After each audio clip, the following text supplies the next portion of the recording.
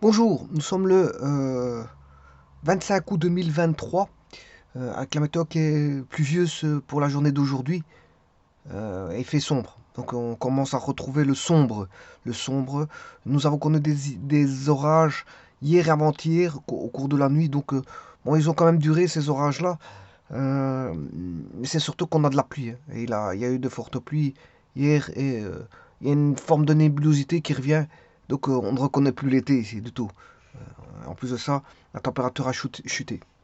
Bon, ceci étant dit, je vous présente ici un petit exercice qui va concerner euh, donc euh, euh, les énergies. Travail sur les énergies. Alors, je vais mettre le contexte. Voilà, vous avez une descente et une montée. Voilà. Supposons qu'ici, je mette un objet. Alors, la masse de l'objet est toujours la même, hein, parce que on va considérer que ouais, le système c'est ceci.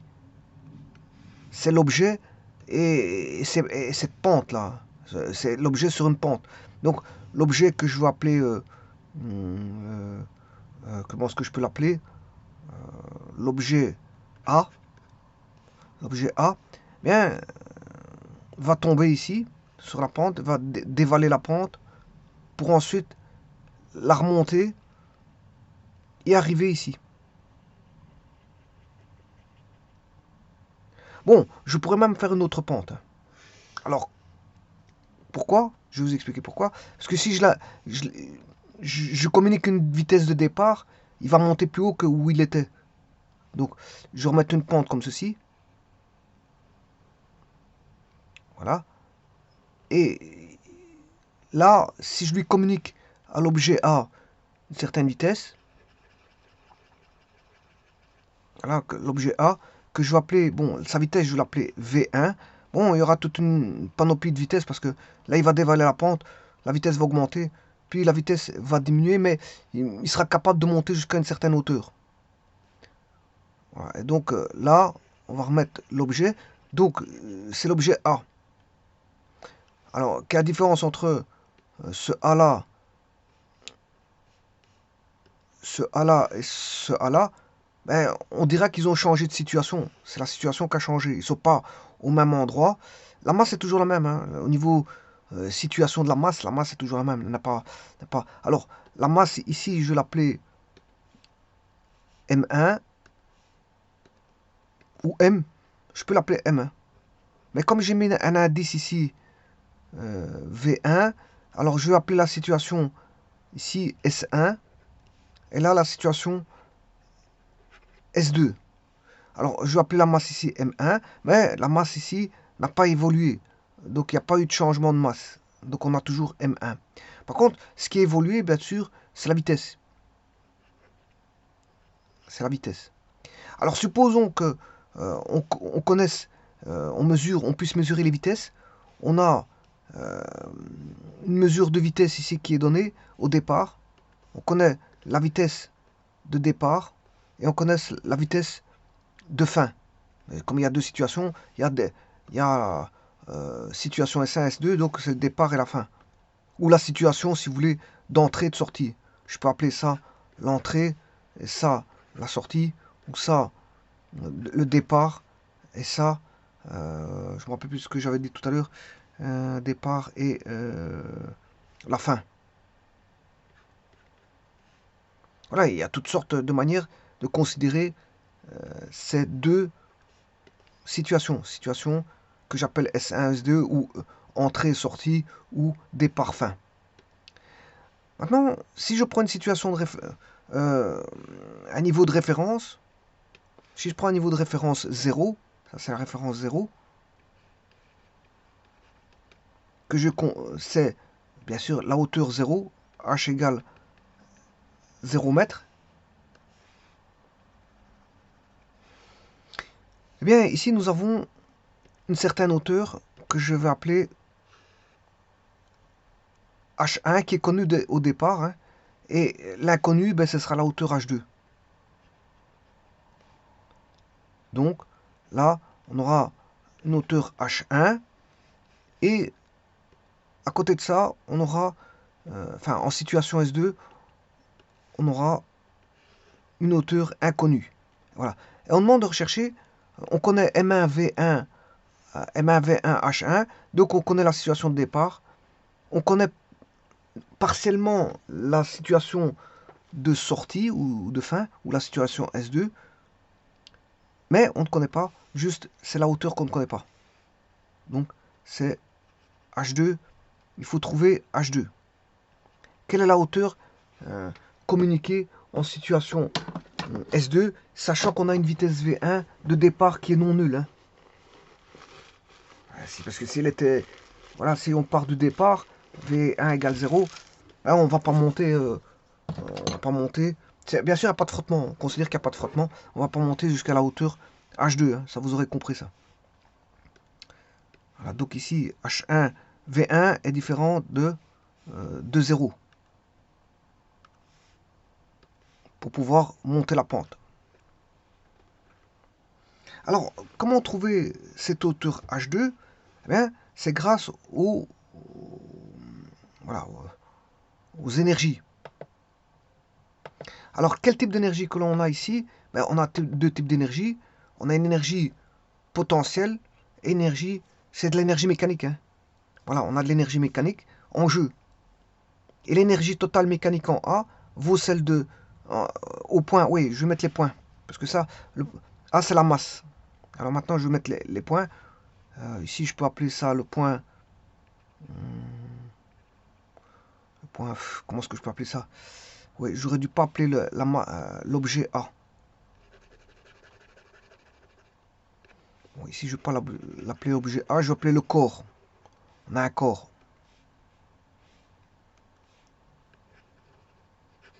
Voilà, c'est le corps.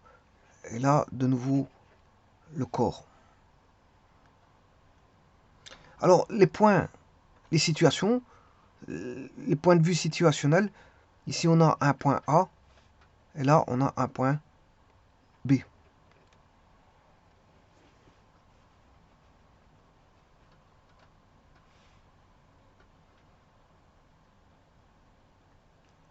Donc, vous voyez que les situations, comment elles sont données.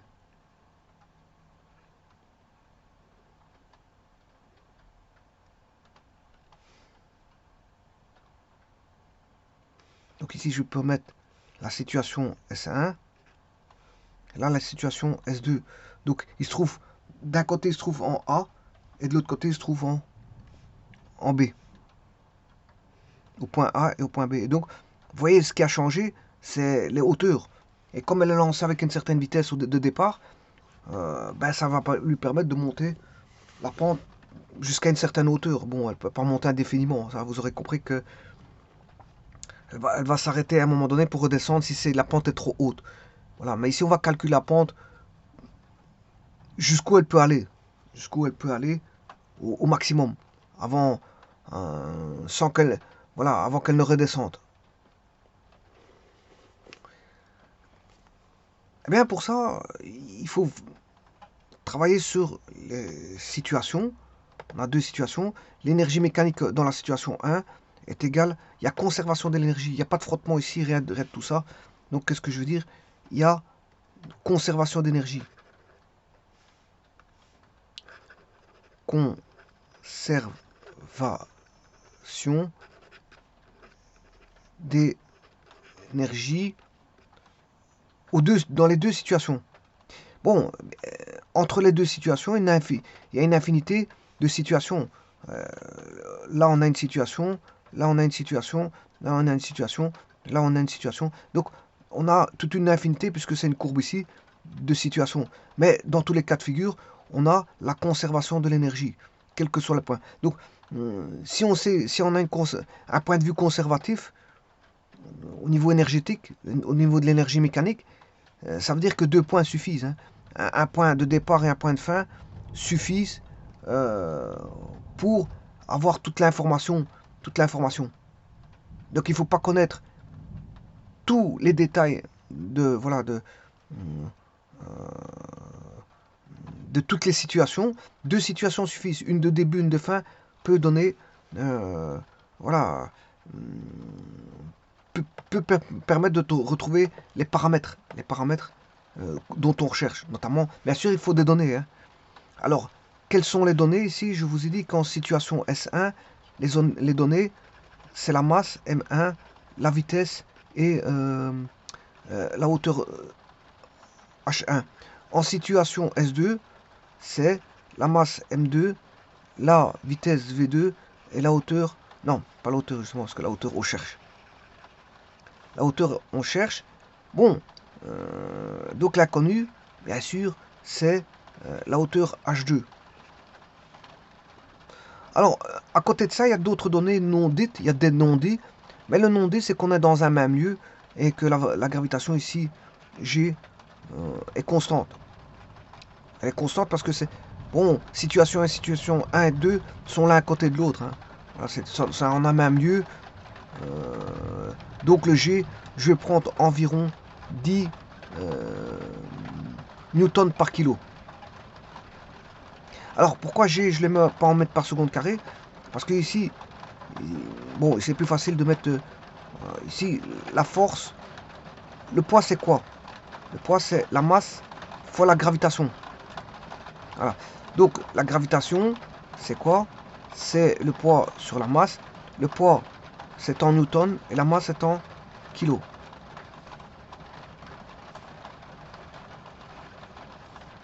Donc on peut l'exprimer en newton par kilo, mais je peux le mettre en mètres par seconde carré. Voilà. Alors maintenant, je vais faire les équations pour trouver H2. Alors, l'énergie totale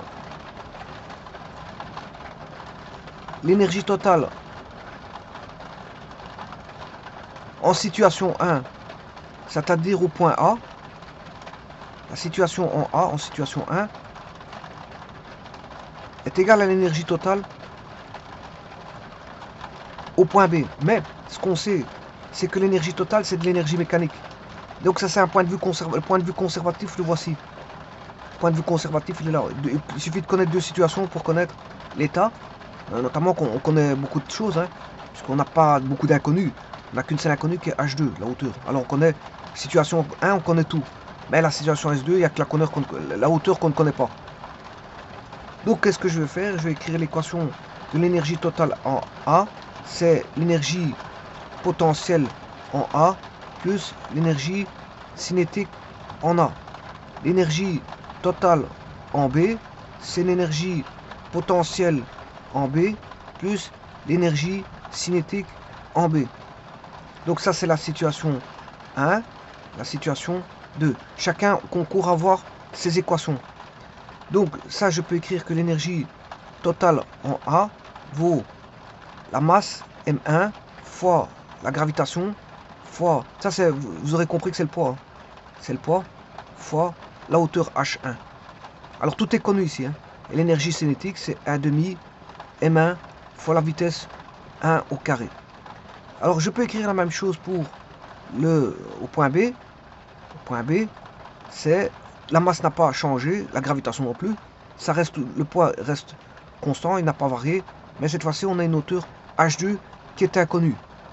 Plus 1/2 M1 n'a pas varié et la vitesse vaut V2 carré. Alors la vitesse, oui, la vitesse en situation 2, elle est connue. Pourquoi? Parce qu'ici, on va supposer qu'elle s'arrête. Hein. On va supposer que V2 égale 0. On va supposer qu'elle va jusqu'à l'arrêt. Jusqu'à l'arrêt. Au moment où elle s'arrête. Donc là où elle s'arrête, c'est sa hauteur maximum. Hein. C'est sa hauteur maximum. Donc maintenant, ce que je vais faire, je vais égaler le point de vue énergétique. L'énergie totale, elle est en A est égale à l'énergie totale. Bon, j'ai très mal écrit. Je vais réécrire ça parce que c'est vrai que l'énergie totale en A est égale à l'énergie totale en B. Alors, l'énergie s'exprime en joules, voire en newton-mètre. En joules, en newton-mètre. Et donc, là, je vais chercher l'énergie en A, qui est l'énergie potentielle M1 G H1 plus l'énergie cinétique 1/2 M1 V1 carré, voilà, est égal à M1 G H2 plus 1 demi M1 V2 carré. Alors, je rappelle que c'est, on recherche H2, donc il suffit d'isoler H2, sachant que V2 vaut 0. Hein. V2 vaut 0. Donc, comment je pourrais écrire ça? Ben, je peux ramener tout M1 G H1 plus 1 demi M1 V1 carré moins 1 demi M1 V2 carré égale à M1 G H2. Alors, vous voyez que M1, je peux le mettre en évidence. GH1 plus 1 demi V1 carré moins 1 demi V2 carré égale GH2. Alors le M1 peut se simplifier. Donc c'est indépendamment de la masse. C'est indépendant de la masse. Cette équation est indépendante de la masse. C'est une équation indépendante de la masse. Donc on aura GH2 est égal à quoi? Est égal à GH1 plus 1 demi V carré 1 moins 1 demi V carré 2. GH1 moins 1, plus 1 demi V1 carré moins 1 demi V2 carré est égal à GH1 plus 1 demi V1 carré moins V2 carré GH2 et donc la hauteur H2 égale GH1 plus 1 demi V1 carré moins V2 carré, le tout sur G, le tout divisé par G.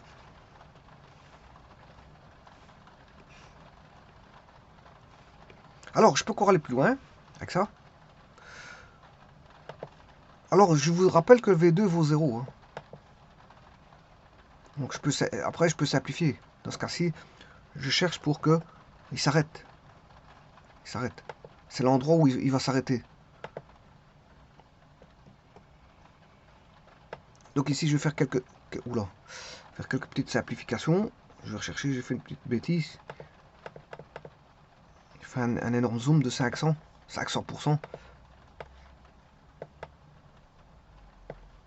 Voilà. Alors si maintenant je peux écrire sous forme de fraction, H2 égale GH2 sur G plus 1 demi G, ou si vous voulez c'est 1 sur 2G.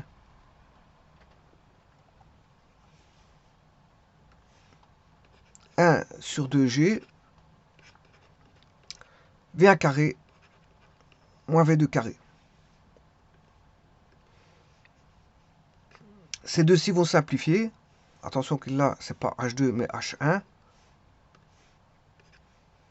Alors je rappelle que V2 égale 0. Donc je peux écrire que H2 égale H1 plus 1 sur 2G V1 carré. Et 1 fois V1 carré, c'est V1 carré.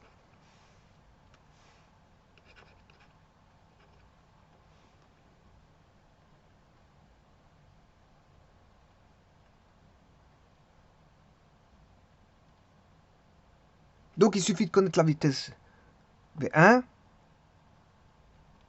Voilà. Et la hauteur H2 est dépendante de la hauteur H1. Et de la vitesse de... Parce que 2G, je vous rappelle, c'est une constante. Hein. Dans ce cas-ci, 2G, ça fait 20. Hein. 2G, ça fait 20. Donc, la hauteur H2 ne va dépendre que de deux choses. La hauteur H1 qui est connue, plus 1 sur 2G qui est une constante qui vaut 1/20. Puisque G vaut 10, j'ai pris 10 newtons par kilo, environ. Hein. Donc ici, c'est environ 1/20 pour 1 sur 2G, V1 carré. Et donc, qu'est-ce que vous constatez? Que cette équation-là, ici, ne dépend que de deux choses. La hauteur de sortie ne dépend que de la hauteur d'entrée et de la vitesse initiale. Elle est indépendante de la masse. Donc, que la masse fasse 10 kg ou 20 kg ou 50 kg, ça change rien. Ça change rien du tout.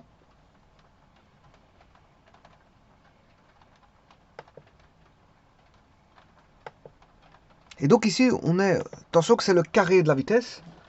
Hein, c'est le carré de la vitesse. Hein. Donc la hauteur H2 va dépendre du carré de la vitesse V1, mais à un vingtième près. À un vingtième près. Donc on va dire que la hauteur H2 est égale à H1 plus un vingtième. C'est une constante hein, que je vais appeler K. Une constante K, bon, pour éviter que ça ressemble à des H, je vais mettre un K majuscule. C'est une constante qui est un vingtième.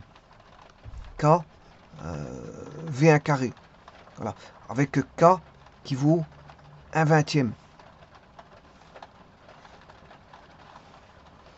Donc, comme je vous l'ai dit ici, la hauteur H2, la hauteur de sortie, ne dépendra que de deux paramètres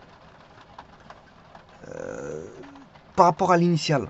Alors, je rappelle que l'initiale, il y avait la hauteur H1, on avait la situation S1, S1, on a H1, M1, mais c'est indépendant de M1. Donc, si vous mettez 10, 15, 20, 30 kg, on s'en fout, c'est pas ça qui va changer la hauteur. Donc, M1, qu'on le donne ou on le donne pas, on s'en fout. Alors, par contre, il faut donner H1 et V1. Voilà, S2, ben, on aura une hauteur H2 dépendante de H1 et de V1. Bien sûr, M1, on s'en fout, c'est indépendant de la masse. Et la vitesse V2, ben, on s'arrange. On veut, ce qu'on veut, c'est que c'est la hauteur maximale que va atteindre le corps. Et donc la hauteur maximale, ben, c'est quand la vitesse va s'annuler. Vous voyez, ici ça va descendre, c'est lancé avec une certaine vitesse V1. On lance voilà, avec une certaine vitesse V1. Voilà. Et puis, comme on la lance avec une certaine vitesse, il va monter plus haut que sa hauteur de départ. Mais maintenant, on recherche où va-t-elle s'arrêter. Où va-t-elle s'arrêter? Quel est le point où il va s'arrêter? Quel est le point où il va s'arrêter? Et donc là, le V2, il vaut directement d'office 0. Okay, comme ça, de cette façon-là, je peux trouver H2 et la hauteur maximale. H2 devient ce qu'on appelle une hauteur max. Donc la hauteur max, qui est H2, quand bien sûr on a V2 égale 0, là on a une hauteur max. Et la hauteur max ben, est dépendante de H1 et du carré de la vitesse de V1. À une constante près, parce que là, c'est pas V1 carré, mais un vingtième de V1 carré. À une constante près. Donc, on n'a rien pour rien. Ça veut dire que la sortie dépend de l'entrée. La sortie dépend de l'entrée. Donc, en d'autres termes, qu'est-ce que je pourrais faire?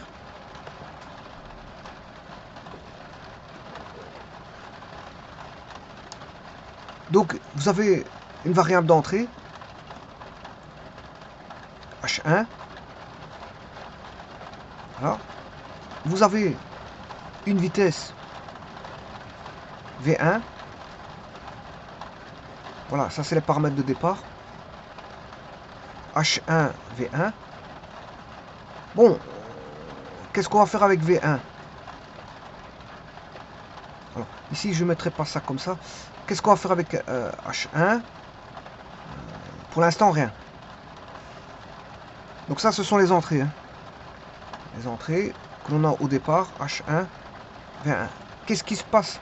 Comment on va varier H2? Ben, il va dépendre de H1 et V1. Alors, de quelle sorte? Ben, V1, on va faire un traitement qui est V1 fois V1, qui est V1 au carré. Ensuite, on va multiplier par un facteur K qui est 1 vingtième. Là. Là, je multiplie K. Alors V1 carré est obtenu par V1 fois V1. C'est multiplié par un facteur K. Ensuite, le H1 est additionné. Le H1, faut que je fasse une bonne croix.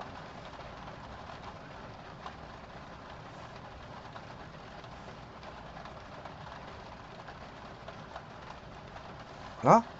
Alors, on va ramener k fois 21 au carré, cette façon-ci. Et la grandeur H1, qui est une entrée, est additionnée. Donc on va additionner ici, plus, bien sûr le chemin il est comme ça, et ça c'est en forme de schéma bloc. Je fais un schéma bloc du cheminement, on va dire des signaux d'entrée et de sortie. Signal d'entrée c'est H1 d'un côté, et signal d'entrée pour l'autre côté est V1. Donc je rentre un signal d'entrée V1, voilà, en termes de signaux d'entrée, voilà. Et je rentre un signal, voilà, de hauteur et un signal de vitesse.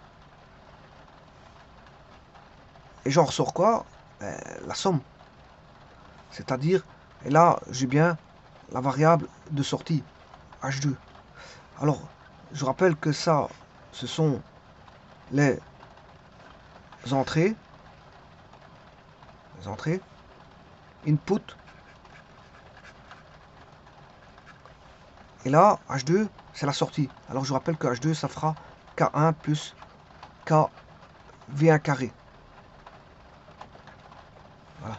Et ça, c'est la sortie. Voilà comment va varier la sortie par rapport à l'input, l'output,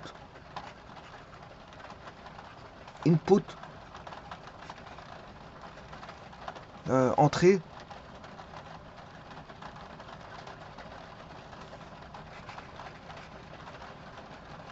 et la sortie. Donc la sortie est fortement dépendante des grandeurs d'entrée.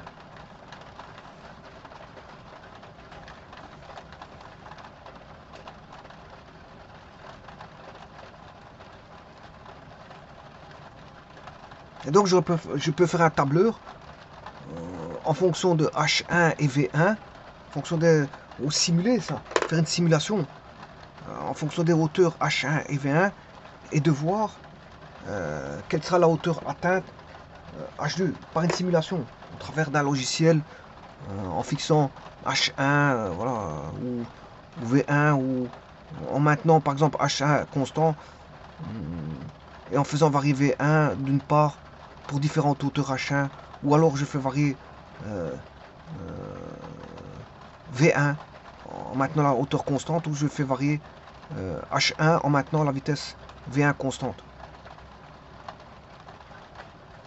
Et donc on pourrait simuler ça et voir quelle est la hauteur atteinte maximale, donc c'est la hauteur maximum, où je rappelle que H2, puisque j'ai considéré que V2 est égal à 0, ben V2 s'il est égal à 0, ça veut dire qu'on a une hauteur ici maximum, c'est la hauteur maximale.